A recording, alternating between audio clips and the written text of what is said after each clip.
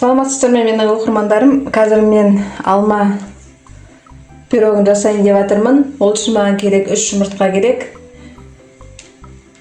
200 грамм шекер.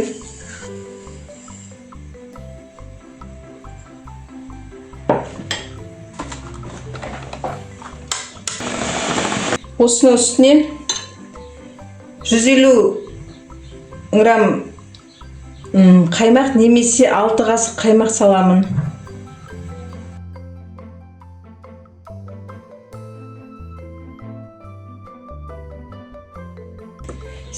мл сұйық май құямын.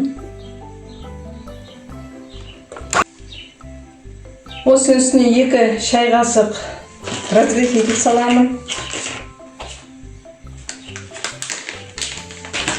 Және де 2 стакан ұнымды саламын. Ұнды салып араластырамын.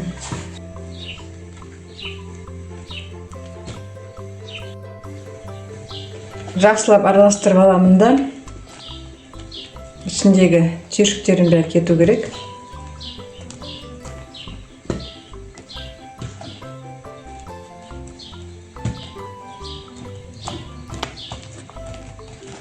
Алманы ең алдымен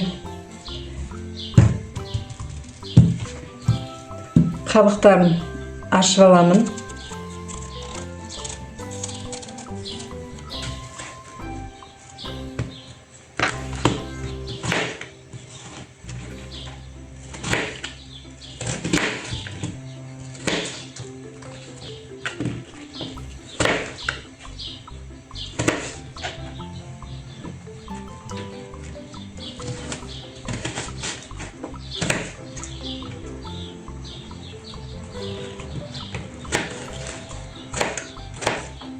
Осылай алып 4 бұрыш турап аламын барлығын.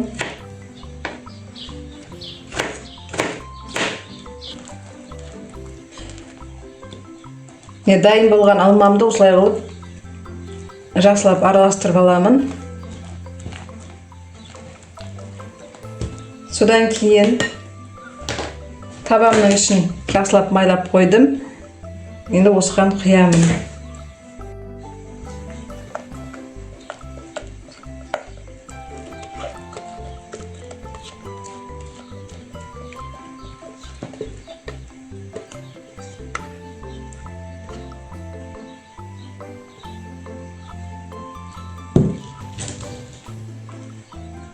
Осылай қойып, енді бетін алмамен әшекейлеймін.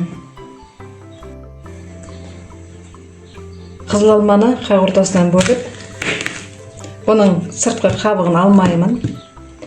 Жіңішке қылып тураймын.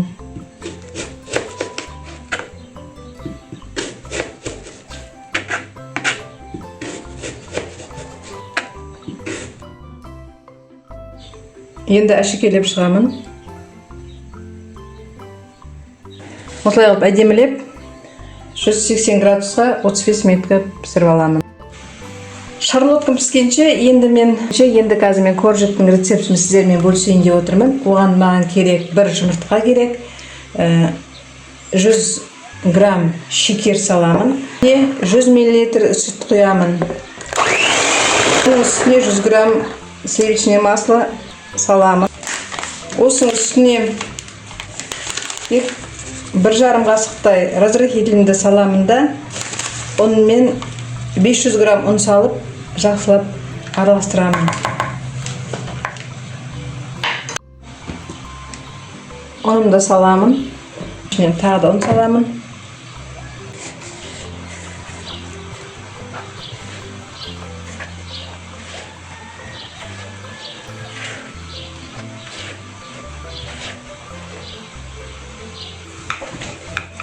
Коржіктің қалыңдығын 1 сантиметрдей қыламын.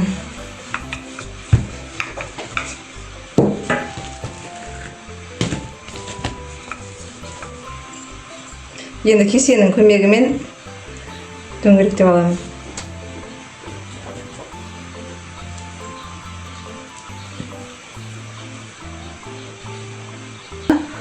180 градусқа пісіріп аламын. Енді бетін біздің шарлотка пісті.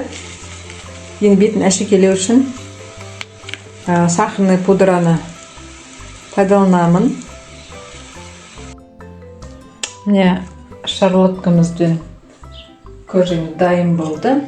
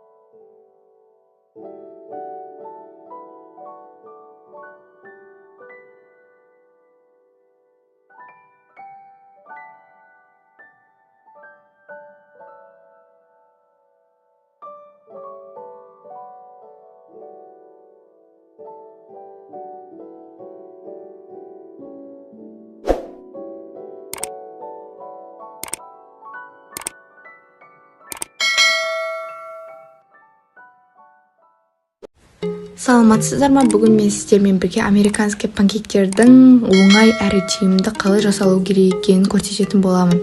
Ең алдымен бізге ұн, разрыхлитель, шекер, сүт, жұмыртқа және май керек болады. Ендеше бастайық. Енді біз өзіміздің ыдысымызға жұмыртқамызды жарып алатын боламыз. Және үстіне шекер салып жақсылап араластырамыз.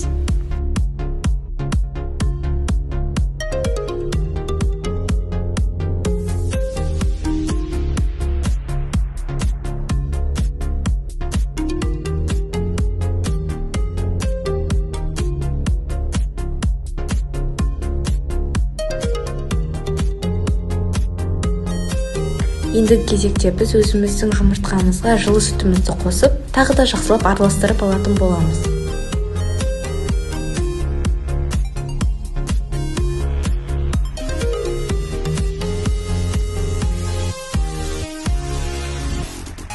Ендігі кезекте біз өзіміздің разрыхлитель мен ұнымыздың қосындысын араластыра отырып 2 қасықтан сала бастаймыз.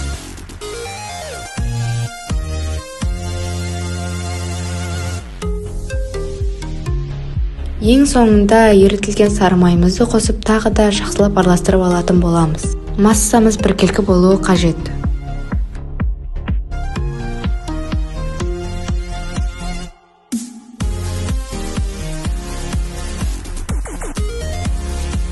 Массамызды құймас бұрын ең алдымен табамызды жақсылап қыздырып аламыз.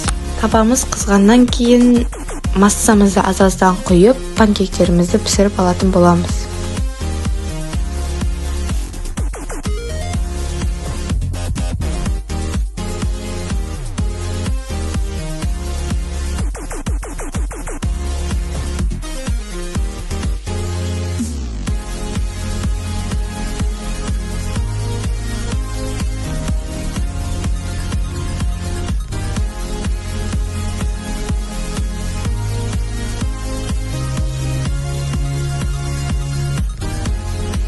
Панкектеріміз дайын болды. Іші толықтай піскен, әрі өте жұмсақ дәмді шыққан. Менің каналыма тіркеліп, лайк басып, комментарий жаза кетіңіз. Соңына дейін қарағаныңызға рахмет.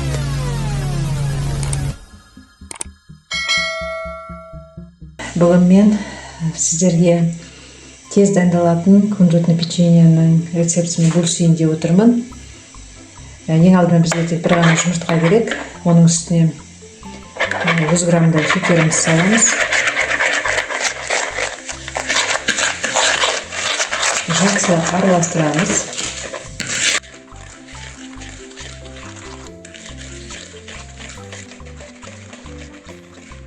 Оның үстіне 100 мл сливочное масломызды құямыз.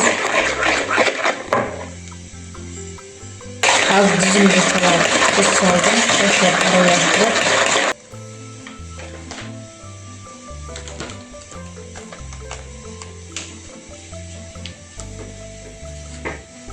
Барлығын тағы жақсылап араластырып аламын.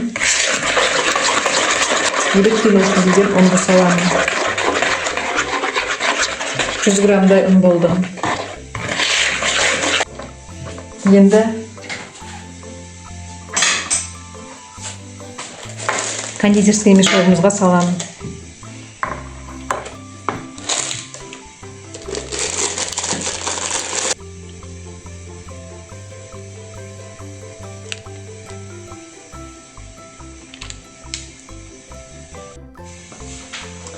Үстіне енді кунжутымызды сеуіп шығамын.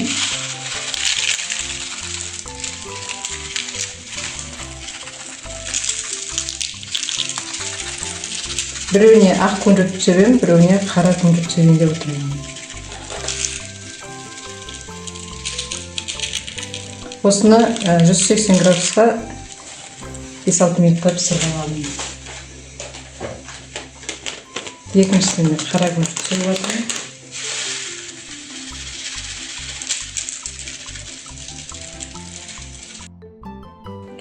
Үш жұмыртқамыздың үстіне, жұмыртқамызды жақсылап араластырып аламыз да, үстіне 50 грамм шекерімді саламын.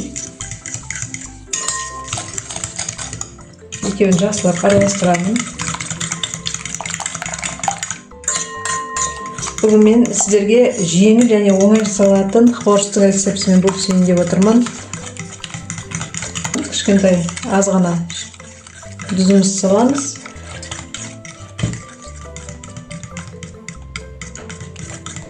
Және де 2 қасыққа жетелетпес сливочное масломызды қоямын.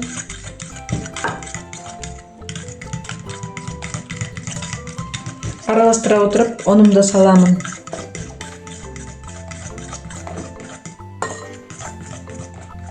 Үш 350 грамм ұн салып отырмын.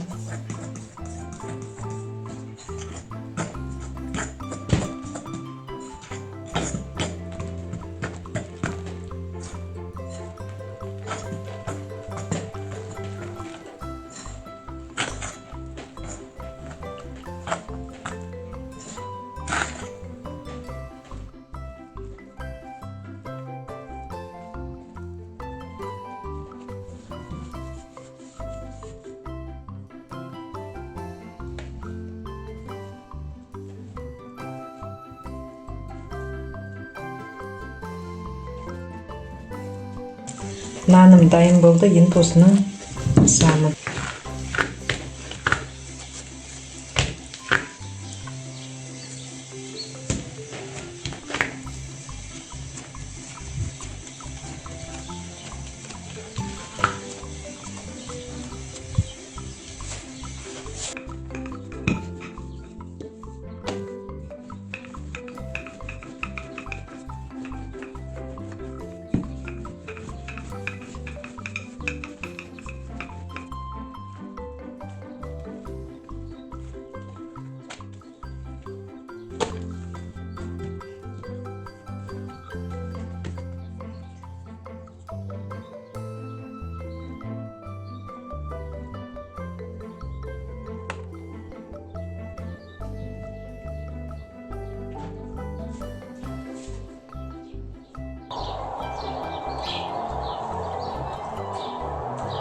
Екі шетіне жеткізбей, осылай ортасынан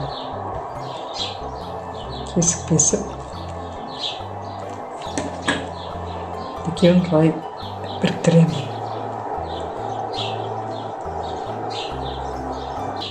Былай айтқанда фонарик болып шығады. Мен осылай біріктіріп пісіремін. Барлығын осылай жасап шығамын.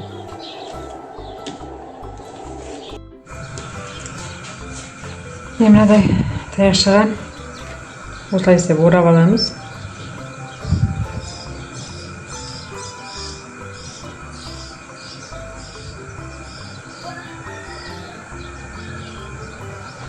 Қазір қызып тұрған пешке апарып пісіреміз. Үстіне сахарный пудрамызды құйып шығамыз.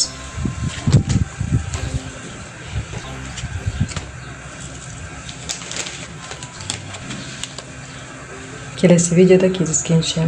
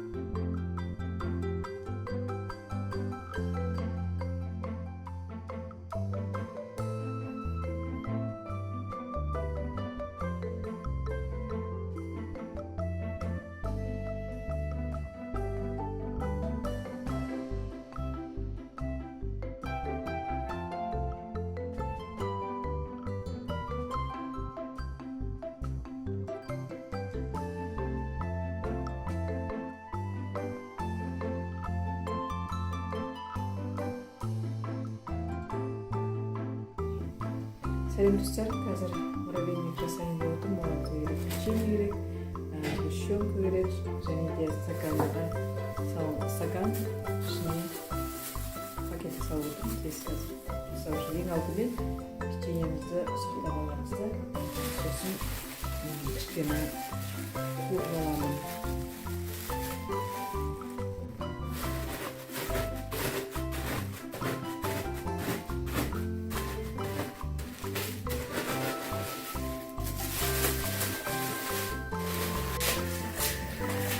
Пішінемізді кішкене күйдіріңкіріп алып келдік. Мынадай түсте болды. Осының үстіне сгущенкамызды құямыз да жақсылап араластырып аламыз.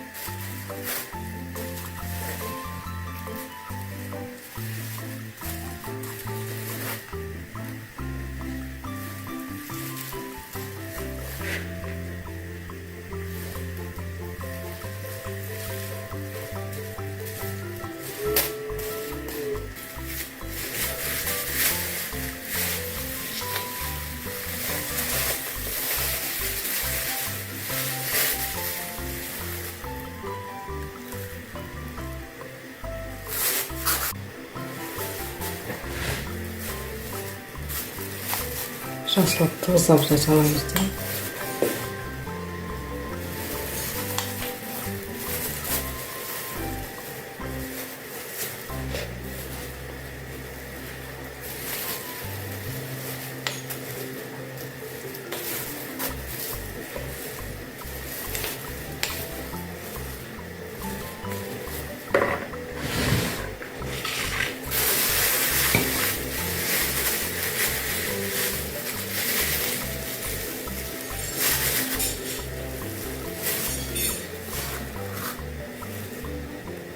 Осылай жасай береміз.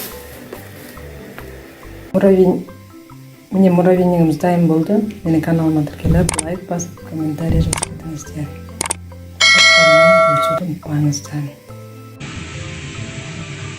Сіздермен рогаликтің рецептісін бөлісейін деп отырмын. Бізге керек жұмыртқа, ұн, айран керек. Ең алдымен біз жұмыртқамызды жайлап езіп аламыз да. Үстіне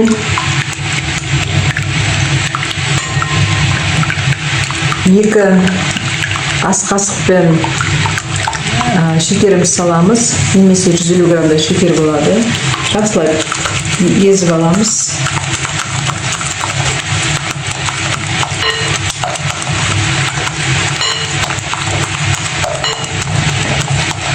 Осының үстіне 100 грамдай майымызды құямыз.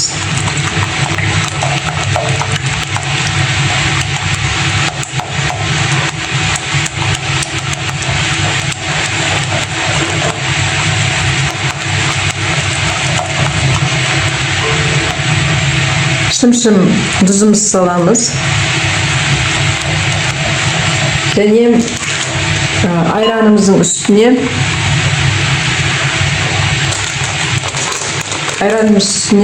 разрыхлителден 10 грамдық разрыхлитель пайдаланамыз.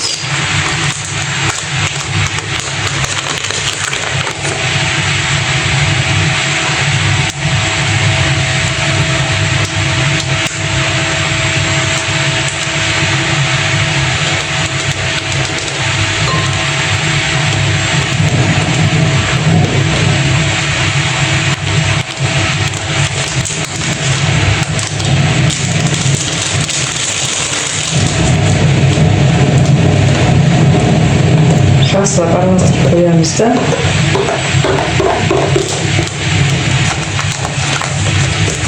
Ванильный сахар қосамыз.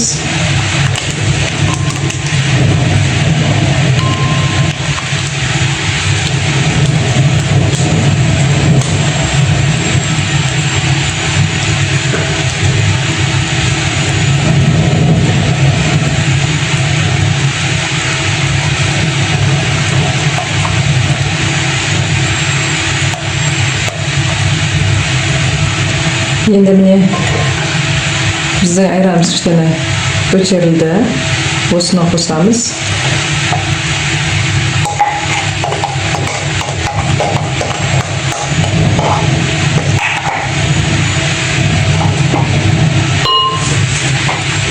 Жақсылап араластырамыз.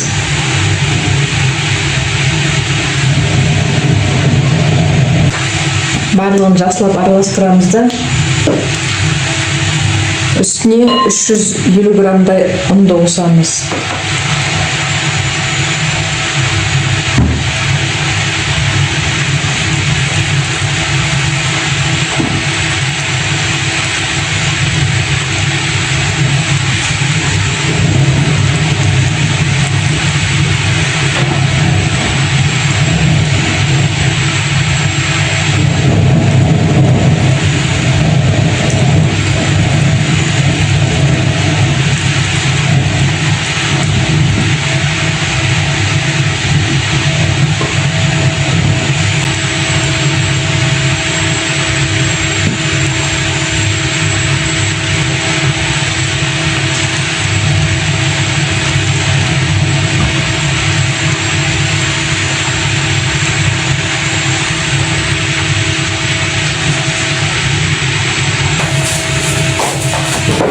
Нанымыз дайын болды. Енді осыны дөңгелетіп аламыз. Дөңгелетіп ысып аламыз. Жайып аламыз да дөңгелетіп. Енді осыны кесеміз.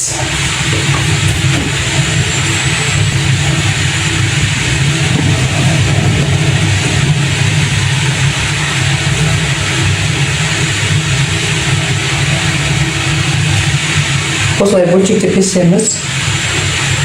Бірнеше бөлшекте.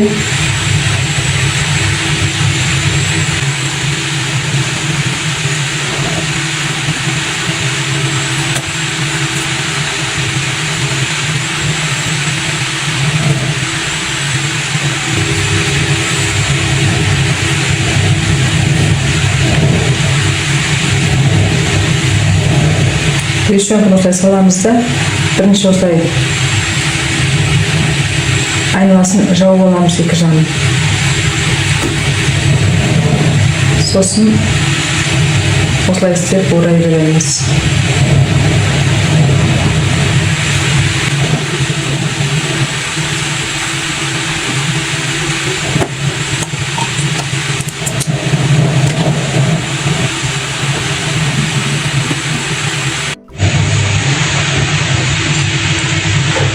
Дайын болған рогалигімізді осылай істеп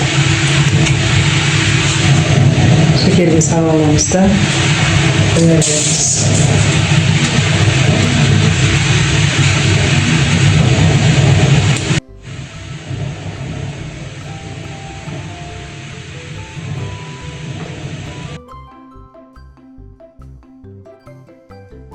Чак-чагымызды дайындау үшін алдымен 3 жұмыртқамызды жақсылап езіп аламыз.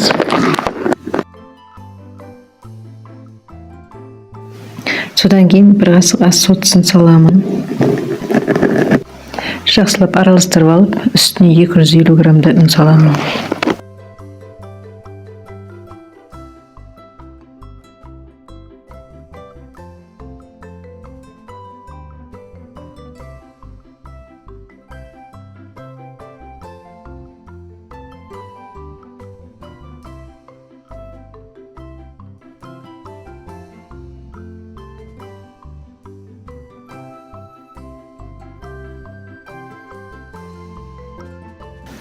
Дайын болған қамырымызды пищевой пленкаға салып, демалтып қоямыз.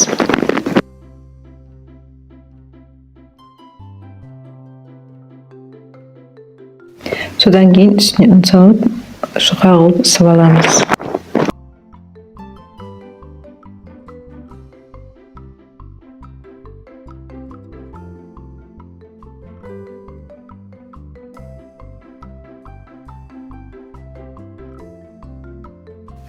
Ысылған нанымызды жұқа қылып кесіп аламыз.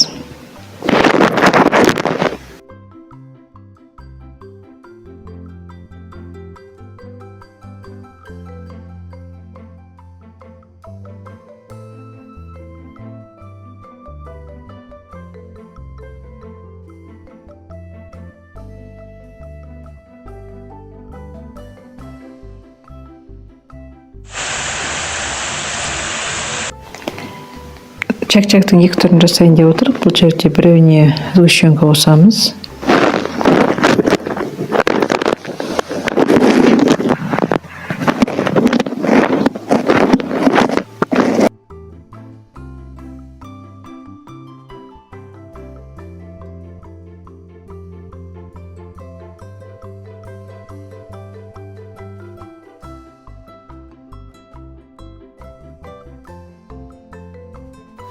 Екінші бөлігіне мейізді қосып, балмен араластырамын.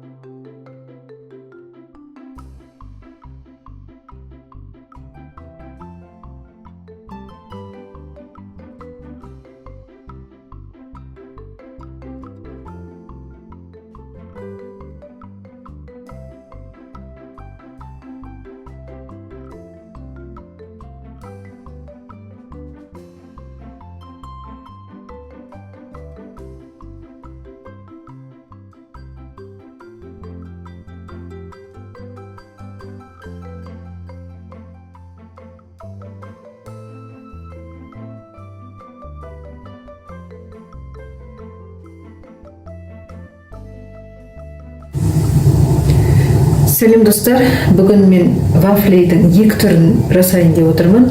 Осы екі түрінің барлығына бір рецептпен жасаймын, бірақ жасалу жолы екі түрлі.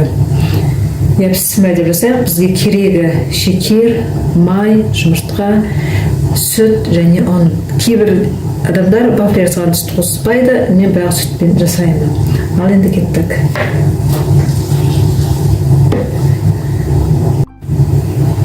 Үш жұмыртқамыздың үстіне шекерімізді саламыз. Барлығының өлшемін описанияға жазып қоямын. Оның үстіне майымызды құямыз, жайлап араластыра отырып.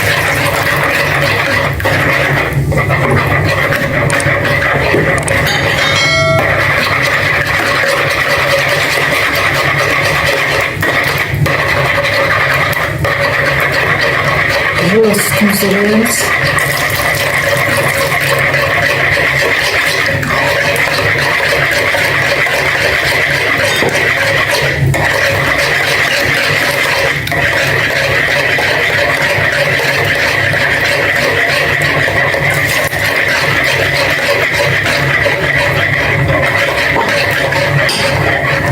Осының үстіне ұнымызды салып тұрамыз. Ванильный сахар қосуға болады, бірақ ванильный сахарды көп пайдаланбаймын негізінде.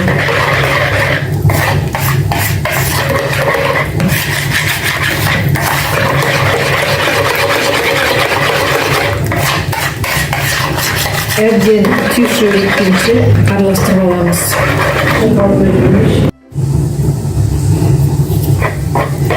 Мас осылай ұн салып болғаннан кейін масымыз осындай деңгейде болады. Енді жасауға болады. Әбден ішіндегі түйші ұндарын кетіреміз. Енді пісіруге болады. Бүгін вафлидің екі түрін көрсетемін дедім. Біріншісі осындай өзінің арнайы құрылғымен пісіретін. Бұл бұрынғы кездің құрылғысы. Вафли пісіретін. Қазір осымен пісіреміз. Кішкене қызғаннан кейін дайын тұрған. Кішкене қызғаннан кейін басап құйып бастаймыз.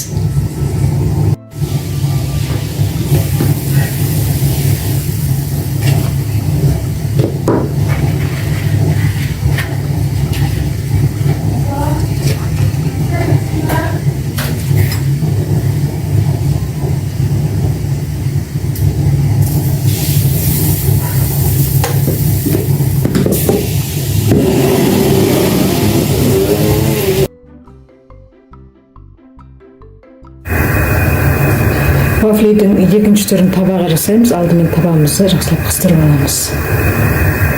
Қызып тұрған табаға салафанға осылай құйып аламыз да, сұйықтығын осылай айналып шығамыз.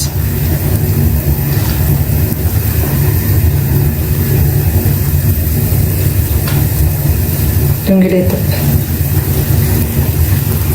Қарғаннан кейін ауыстырамыз екінші жағына.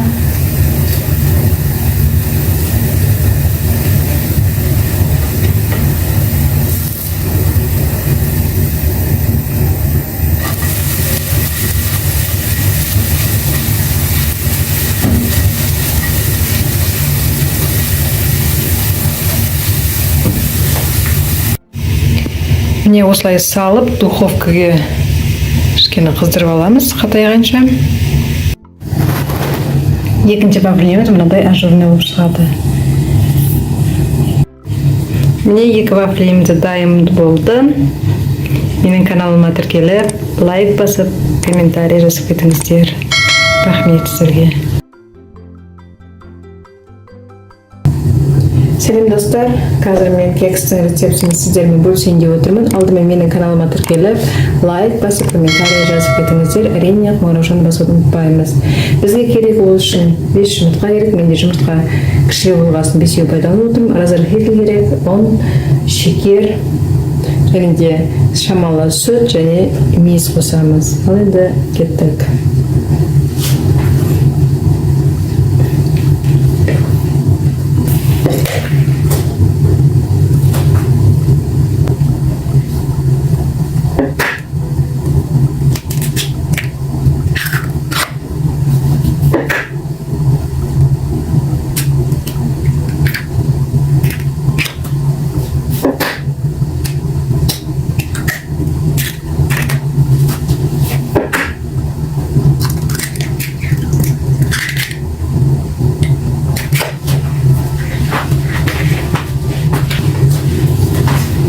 Міне 5 жұмыртқамызды жарып алдық. Осының үстіне шекерімізді саламыз.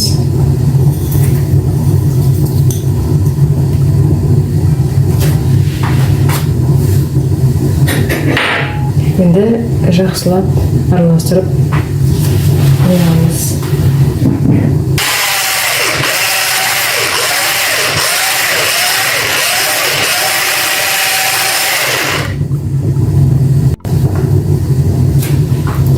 Жұмыртқаның үстіне шамалы сүт құямыз.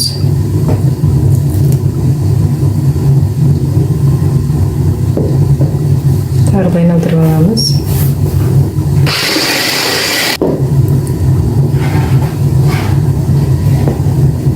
Қазір хикімізді салып аламыз.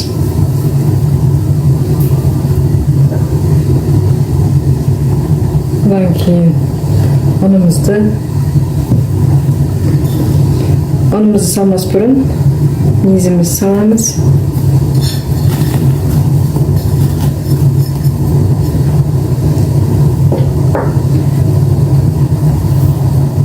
Ұнымызды сала отырып араластырамыз.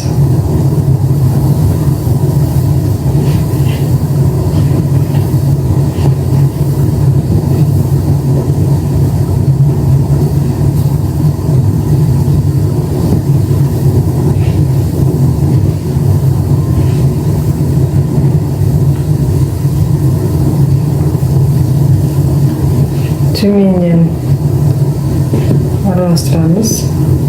Ішінде қою болып қалмау үшін.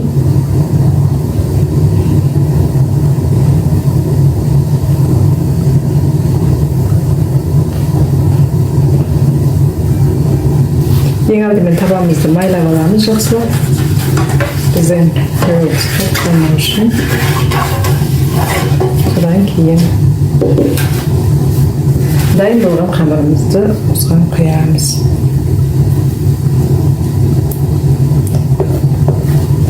Жүз 180 градусқа 25 минутте қоямыз.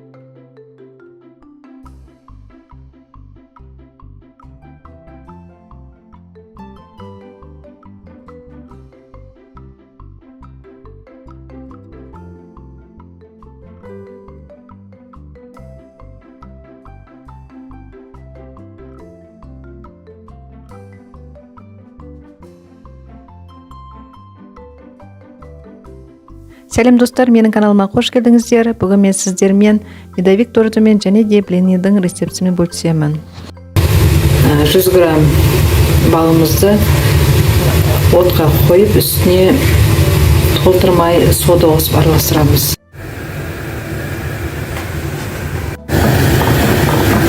Содамен медовик реакция беріп бұлай көпіршілінеді. Әбден қызарғанша, янтарный түс болғанша араластырып отырамыз. Мынадай түс болды. Енді осыны ыдысқа құйып аламыз.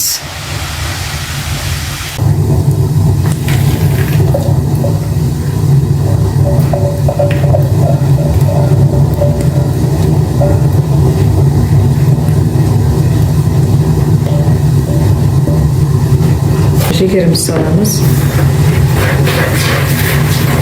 Жақсылап араластырамыз.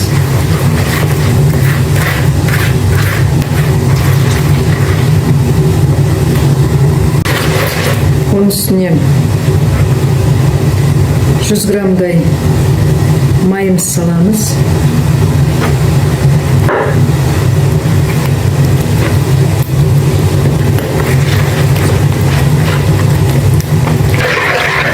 Осының үстіне 3 жұмыртқамызды саламыз.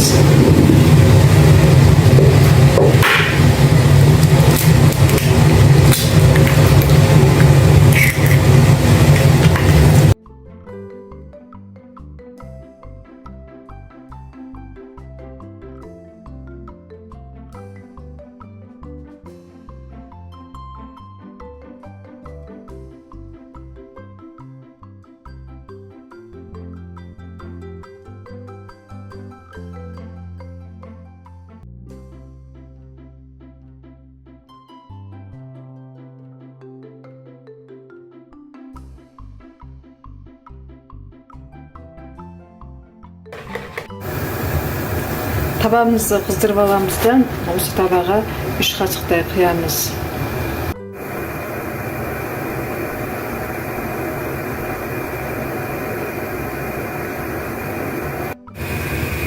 Екінші бетін ауыстырып қойдым.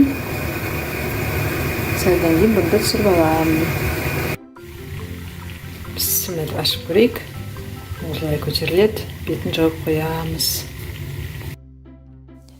Бетіне жан-жағына жағу үшін печеньені пайдаланайын деп отырмын. Міне осылай оқтаумен тоқтап алуға болады, немесе блендер болса блендермен тоқтау болады. Қазір осыны отқа қойып кішкене қызартып аламын. Осылай қуырып аламыз. Кішкене қызарғанша. Енді медовигімізді жақсылап арасына жағамыз. Арасына мен мынадай сгущенка жағайын деп отырмын.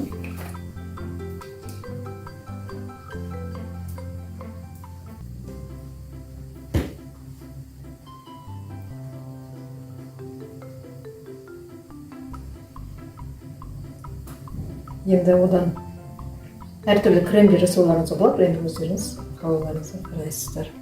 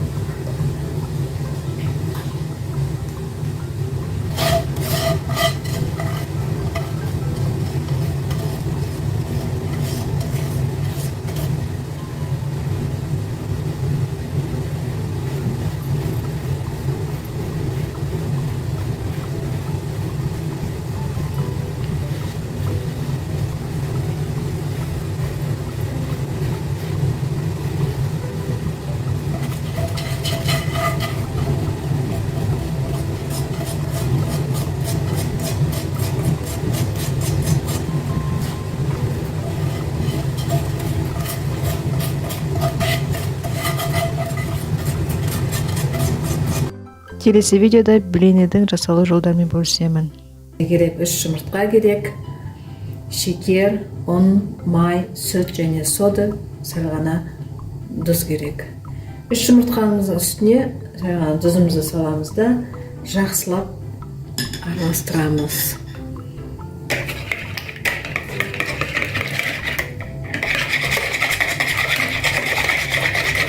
Осының үстіне жылтылған сүтті қоямыз. Сүтіміз жылы болу керек. Жақсылап араластырамыз. Оның үстіне 2 қасықтай шекер саламыз.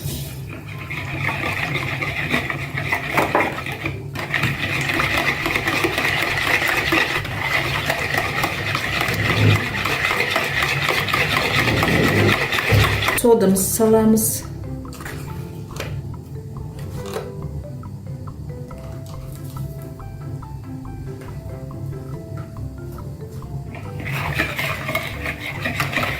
Жақсылап араластырамыз барлығын.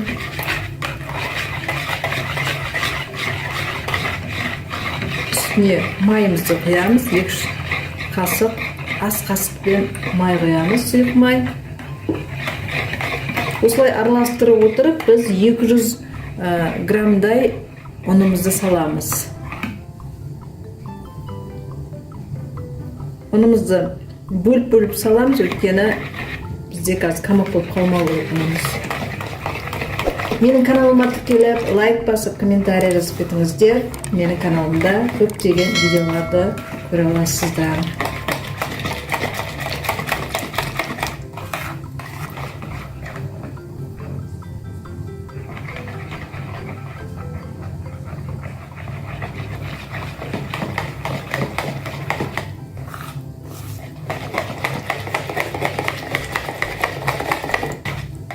Енді табамызды қыздырып аламыз да, пісіруге бастаймыз. Табамызды әбден қыздырып алам, содан кейін барып май құймаймын, өйткені жаңа құрамына май құйдым. Содан кейін қазір бастаймын. Не құйып қойдық, кішкене қызарған қалсын, сосын ауыстырамыз.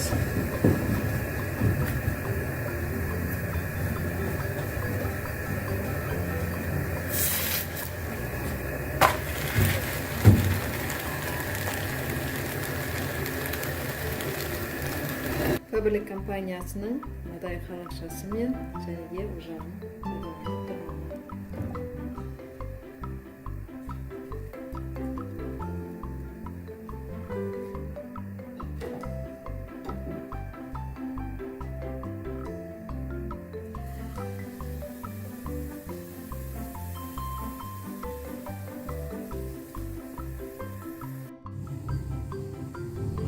Міне біздің блиніміз дайын болды.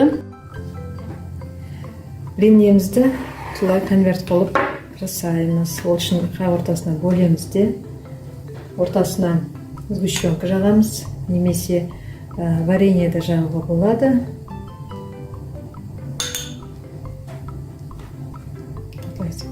Жасап.